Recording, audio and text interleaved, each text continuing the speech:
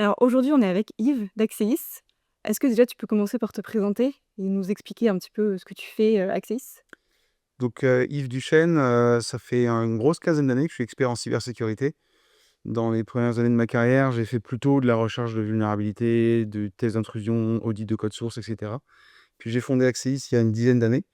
On fait de l'expertise de pointe en cybersécurité. On propose des services d'expertise technique, notamment des tests d'intrusion, sur des sites web et puis, du conseil en cybersécurité. On est basé à Rennes, on est une trentaine de personnes. La première question que je voulais te poser, c'était, on parle souvent de piratage, de hacking, mais concrètement, qu'est-ce que c'est et qu'est-ce qu'un hacker peut faire sur mon site? Alors, le piratage, concrètement, c'est un utilisateur malveillant qui va réussir à prendre le contrôle de ton site web. C'est-à-dire que si ton site web est mal sécurisé, s'il comporte des vulnérabilités, un attaquant peut en profiter et obtenir un accès à ton site web. Alors après, l'impact de l'attaque et l'impact du piratage va dépendre surtout de la nature de ton site web. Si c'est un site web dit institutionnel, avec uniquement des informations, la présentation d'une entreprise, etc., on aura un impact d'image, c'est-à-dire il va pouvoir, ce qu'on appelle, d'effacer ton site pour changer le contenu du site. Donc on a vu par exemple par le passé des campagnes où on avait notamment l'armée électronique syrienne qui publiait des pages de propagande lors de la guerre en Syrie, par exemple. Donc c'est des impacts plutôt indirects qui peuvent cibler tes clients ou ton image. Après, si ton site web, c'est un site web qui héberge des données sensibles ou confidentielles, tu peux avoir là une fuite de données, avec, captation des mots de passe ou, des informations de patients, de clients, et cetera. Et puis, après, il peut y avoir aussi des extorsions, avec le blocage du site, la fuite de données et puis, toute une mécanique, voilà, de demande de rançon derrière. Est-ce que moi, je peux le savoir en temps réel que mon site est piraté?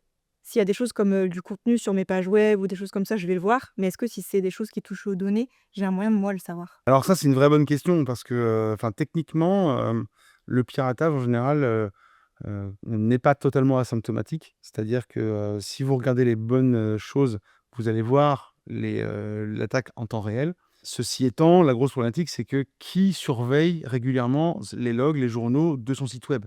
Quasiment personne. Donc tous ces symptômes, vous ne les verrez pas.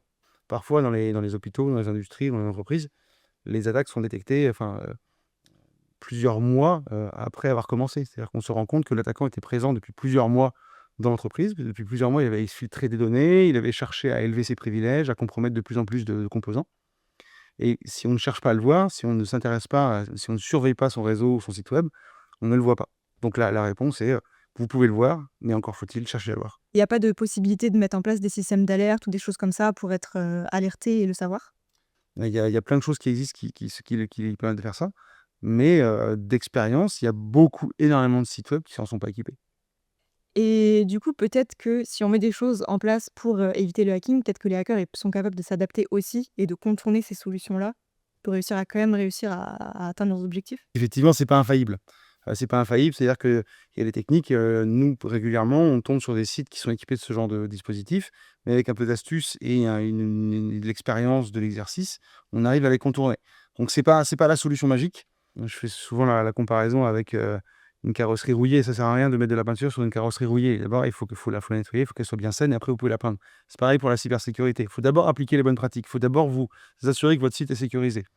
Ensuite, en plus, en mesure complémentaire, vous pouvez chercher à durcir le site et ajouter un module de surveillance, du site. C'est quoi les premières choses à faire quand je me rends compte que mon site est piraté? Comment est-ce que je suis censée réagir?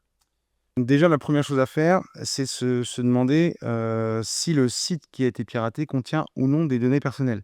Parce que le cas échéant, il y a des lois en la matière, le RGPD, qui est un règlement européen, qui va t'obliger à faire une déclaration auprès de la CNIL et après à prévenir également tous les clients qui ont été victimes de la fuite de données pour les informer que leurs coordonnées, ont été volées potentiellement par un attaquant.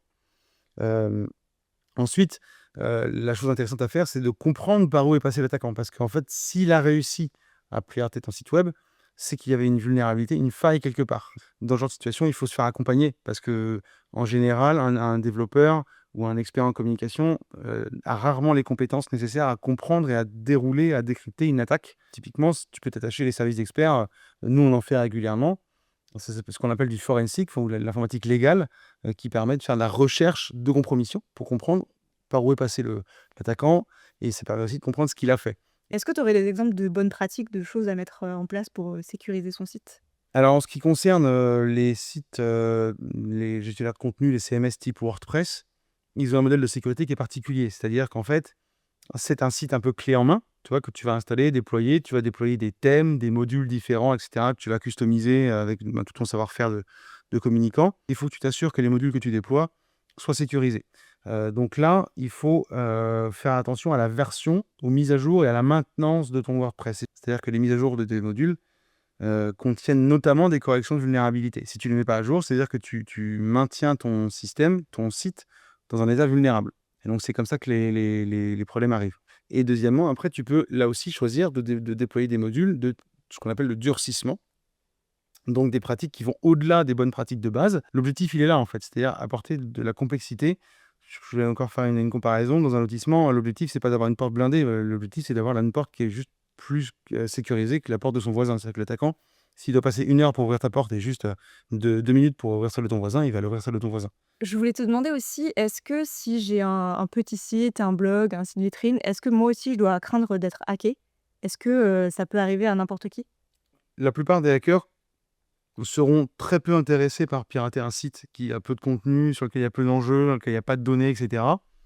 Voilà, donc par exemple, un hacker qui, lui, travaille pour récupérer des numéros de carte de crédit ou des données personnelles pour après les revendre, c'est les courtiers en données et data brokers Mmh. qui veulent les données et après qui les revendent à des escrocs qui mènent des escroqueries grâce à ces données, ne seront pas intéressés.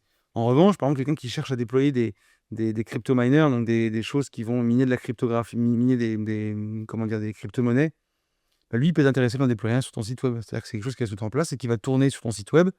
Et si tu t'en rends pas compte, en fait, bah, ça va accumuler de l'argent pour le pirate. Donc ça peut arriver quand même. Donc faut pas te sentir à l'abri parce que ton site est peu visité. Surtout qu'en plus, beaucoup de ces attaques-là, surtout sur les WordPress, etc., où les vulnérabilités sont connues, sont d'abord recherchées et exécutées par des robots. C'est quoi la meilleure façon de prendre en compte la cybersécurité? Comprendre que la cybersécurité, c'est un peu un mindset. Il faut toujours questionner, douter de ce qu'on fait, toujours se poser la question de quid de l'attaquant, quid du niveau de sécurité de ce que je fais. La cybersécurité, on n'y pense pas naturellement. Personne n'y pense naturellement. C'est pour ça qu'il y a 10 ou 15 ans ou 20 ans, les sites étaient globalement tous extrêmement vulnérables. Parce que naturellement, quand on développe un site, on se fait piéger et puis on met pas de sécurité. Donc c'est un questionnement à avoir tous les jours. Il faut toujours avoir ce questionnement en tête, quid de la sécurité. C'est une petite tâche de fond qui va tourner au fond de votre esprit. La dernière chose que je voulais te demander, c'est est-ce que tu aurais une anecdote à nous partager liée à un piratage ou, un souvenir, de hacking? Alors oui, il y a une anecdote qui m'était arrivée lors d'un audit de site web. Ce qui est pas rare, en fait, c'est qu'on peut découvrir en auditant le site web que non seulement il y a des vulnérabilités, et la mauvaise nouvelle aussi pour le propriétaire du site, c'est qu'on se rend compte que quelqu'un est déjà passé avant nous et qu'il y a déjà des scripts d'exploitation, il y a déjà des portes dérobées, des backdoors en fait, qui sont présentes sur le site. Et là, pour le coup, il y avait un attaquant qui avait déposé comment dire, un script d'exploitation et j'avais réussi à le récupérer et en fait, je m'étais amusé à analyser la sécurité de ce script d'exploitation qui était protégé par mot de passe et cetera. Mais l'attaquant lui-même avait mal protégé le système de protection de cryptographie des mots de passe était pas assez robuste, donc j'avais réussi à pirater le script de l'attaquant pour réussir à retrouver qui c'était et cetera. Donc c'était une anecdote de on pirate le pirate qui est déjà présent lors de l'audit d'un site web, donc c'était une histoire un petit peu alambiquée.